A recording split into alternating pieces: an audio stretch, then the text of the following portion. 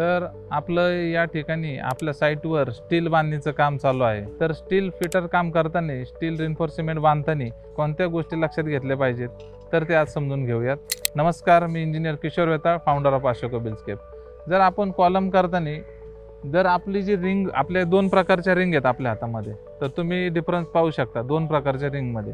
तर ही आपण रेग्युलर आपल्या कामावर वापरतो आणि हे लोकल ठेकेदार त्यांच्या कामावर वापरतात। आता यामध्ये दोन्हीमध्ये काय फरक आहे, जर तुम्ही हा रिंगचा जो हुक आहे तर एंडला ज्यावेळेस आपण बार हुक बेंड करतो, हा 135 डिग्रीला 135 डिग्रीला बेंड केला पाहिजे।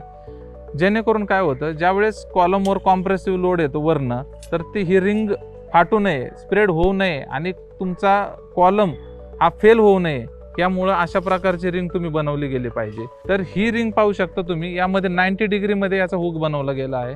90 डिग्रीमध्ये बनवलं गेल्यामुळे ज्यावेळेस आपलं कॉम्प्रेसिव्ह लोड जास्त येणार आहे वरनं, त्यावेळेस ही रिंग लवकर फेल होण्याचे चान्सेस आहेत आणि त्यामुळे आपला कॉलम फेल होऊ शकतो। तर ही छोटीशी गोष्ट आहे की बऱ्याच जणांना माहीत नाही की हा हुक का केला पाहिजे।